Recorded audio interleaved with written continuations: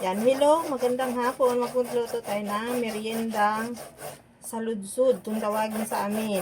Ito ay lalagyan natin ng buko at ating iaano sa kawali. Yung style hot cake na kamuting kahoy. Ayan. Hintayin nyo yung kung paano ko lutuin. Are. Ayajalin ko muna po yung aking kamuting kahoy or balinghoy. Yan lang. Din na. Yan ka. Sasamahan natin siya ng buko. Ito na yung aking ipakita mo to.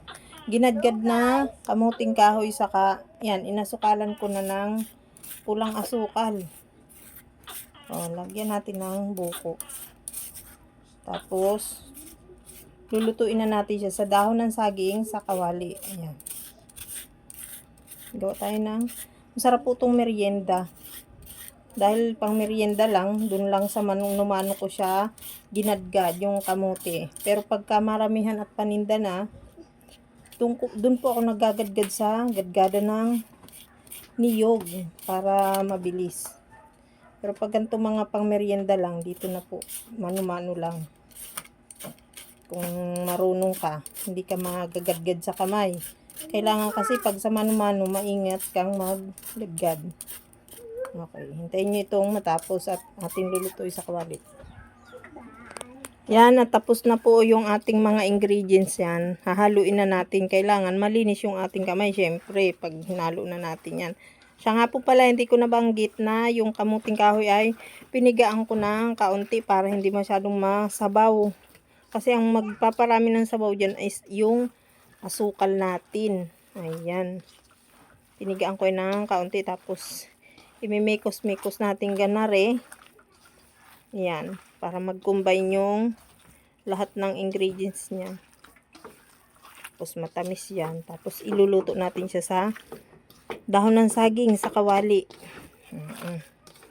Para siyang style hot cake or pancake. Oh. Dahil, okay na.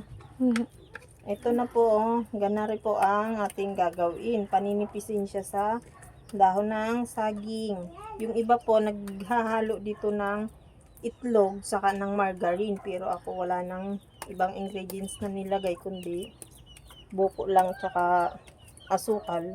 Basta may lasa na siyang matamis, okay na yun. Ayoko nang may itlog pa at margarine, pero mas masarap po pagka may ganun. Pero mas gusto ko yung konti lang yung kanya ingredients. Ayan, videohan mo siya. Ganyan po siya, tapos tatakpan lang natin siya. Hintayin natin siyang maluto. Ganyan na po siya. Pakita mo, ganyan na po siya. Tapos babalik ta rin natin siya. Lalagay ulit tayo ng dahon para hindi siya dumikit. Hindi siya madikit sa kawali. Ganyan. Dapat nakagitna siya. Amin ko na, mami. Yan. Kasi didikit siya sa kawali. Buko na yan, mami. Ayan, at luto na yung isang piraso natin. Uy. Ayan, te. Wait lang, babalik ta rin natin. Yummy. Ayan, o, diba? Ganda ng luto. Ganyan lang po siya. Tapos, lagay na ulit tayo. Ganyan. Ganyan. Ayan, o. Ayan, try natin ang lasa nito. Mami.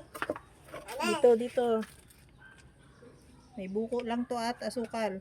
Mas masarap yung natural lang na lasa ng balinghoy yung malalasahan Pingi, natin. mami. Yummy. Yummy talaga. Bagay na bagay sa kape. Wow. Okay, thank you for watching.